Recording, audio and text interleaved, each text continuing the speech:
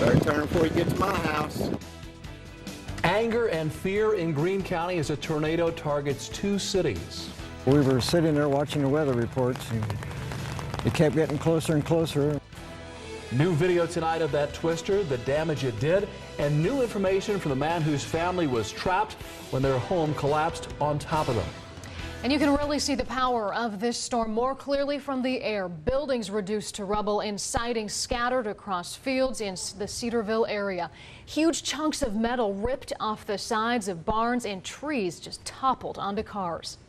And right now, more rain continues to move through parts of the Miami Valley at this hour. And the threat of more severe weather is possible tonight. We have a team of reporters covering every angle of it for you this evening. Brooke Moore spoke to first responders. Robert Lowry is assessing just how much damage was done. And Birchelle Edmay spoke with the family who survived the tornado. But first, Chief Meteorologist Brian Davis tracking the very latest on this storm's track. Brian.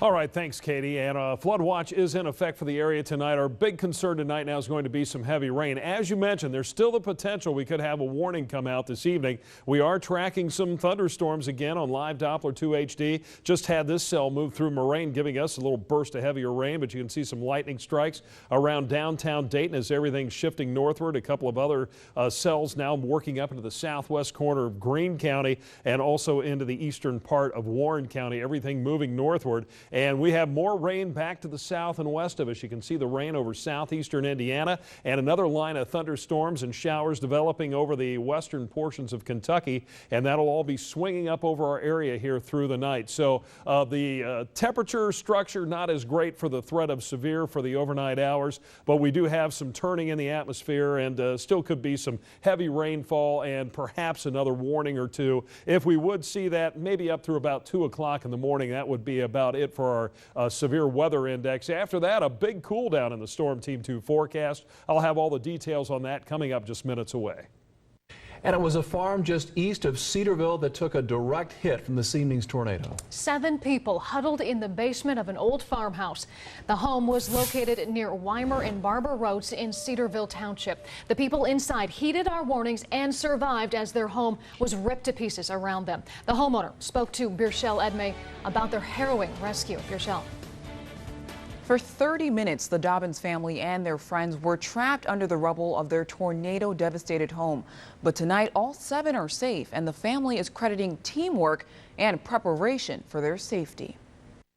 But I know the rules, so we all went in and went down to the cellar and hunkered down together and felt the walls shake and the rain come over, and we knew something had happened. We just didn't know how bad it was. So to come out and see this it's a little devastating, but like I said, it can all be rebuilt. Sherry Dobbins doesn't have a basement in her home, so she knew when the tornado warning was issued, she had to seek cover. Just minutes after they went into the basement, the tornado rocked the home for 30 seconds. More than 5 emergency crews were on standby, and Robert Dobbins said at least 20 first responders were there when he finally escaped from the home. Well, I wasn't worried about it when I couldn't. There was one thing fell over the steps, and I could not move that, so I thought somebody's going to have to dig us out. The farmer says the 2-story home has been in his family since the 1880s and has withstood its fair share of severe weather. Tonight's tornado ripped through that home, taking with it the barn and Shiloh. Cedarville Police Chief says he's never seen anything like it. For me, actually seeing the thing was unbelievable. You watch it on television, you see them on television all the time. When you see it and actually know that it is destroying places and things, you have a whole nother respect for it. Now, the last I spoke with the family, they told me a cat and dog are still missing, but they're hopeful they'll find them soon. Birchelle Edmay, 2 News, working for you.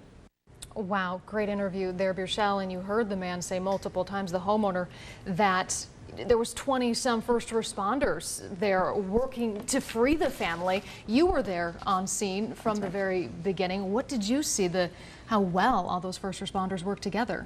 Well, each survivor says they credit obviously their preparation, but also the men and women for being brave enough to be there in the first place. Just to name a few that were there, you had New Jasper, Jamestown, Ohio State Patrol, Greene County Sheriff's Department, and Cedarville Police all were on the scene working quickly to get the family out and avoid any further damage.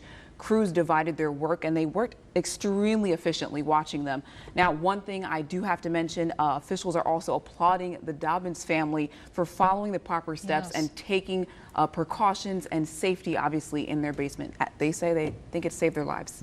Seven people. That's right. Tonight. 7 people safe tonight. All right, Birchelle Edmay, thank you so much for that reporting. You know, the damage certainly was not contained to just that home. Robert Lowry continues our live team coverage with how other homeowners are cleaning up tonight.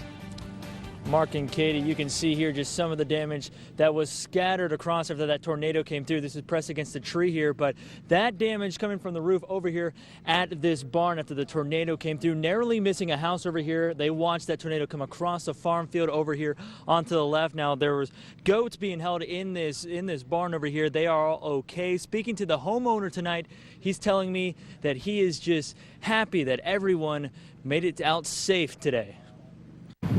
Better turn before you get to my house. Tense moments as one Cedarville homeowner watches this tornado destroy a friend's home, making its way toward his. You better turn.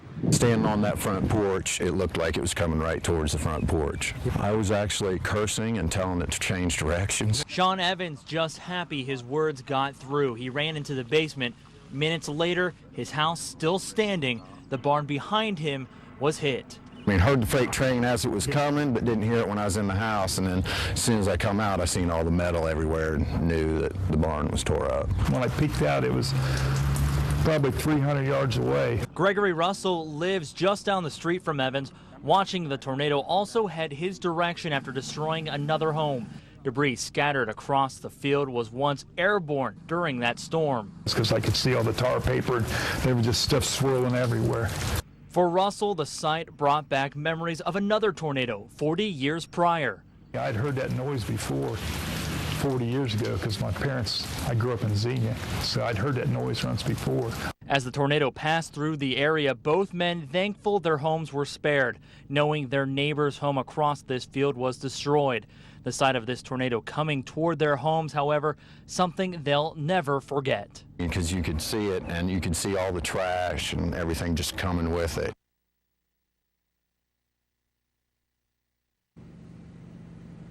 Once again, taking a look at all the damage here, you can see even on the ground a lot of stuff littered across the area here. Not all of this coming from the barn, however, some of this coming from that home that was damaged just across that field over there and actually spread across several acres of farmland over here. We do know that also homes around this area over here are without power. We've seen DP&L crews coming around the area making sure they get that power restored tonight.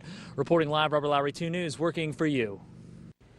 Now a live look at the current outages from the Dayton Power and Light. You can see there are right now more than 300 outages in the Greene County area. That's where we've got the most. Otherwise, less than 100 in the other counties, including Clark, Warren, Montgomery, Shelby. We'll keep an eye on this and let you know if something changes. And don't forget, we are working for you overnight with the very latest, so be sure to stay with Storm Team 2 and download our mobile app and visit WDTN.com to sign up for watches and warnings. Those text alerts will be sent straight to your cell phone. And again, we are always working for you, including overnight on the storms. Meteorologist Jamie Dorosic will have coverage as needed. We'll also have live reports tomorrow morning on Dayton CW from 7 to 9. Well, the threat for severe weather, it's not over yet. Right now, Live Doppler 2 HD still scanning the skies as it has for you all evening. Still ahead when we could see the next round of storms heading our way. This tornado, the aftermath required help from 10 different fire departments here in Cedarville. We talked to the chief. He tells us what those survivors did right. That's coming up in a live report. Chrissy Puterbaugh snapped this photo as severe weather rolled through Beaver Creek. She says this photo is looking east at storm clouds over Xenia, where the tornado warning was issued earlier this evening. And even those kind of away from the eye of the storm spotted threatening clouds as well. This one comes from Bill, the view looking south from Beaver Creek near Beaver Valley Road. And we always count on you to help us tell the weather story on nights like this. If you have storm damage in your neighborhood, be sure to take a photo or video when it is safe to do so. You can then upload those using the reported feature at WDTN.com or our 2 News mobile app. And be sure to include both your name and where the photo or video was shot.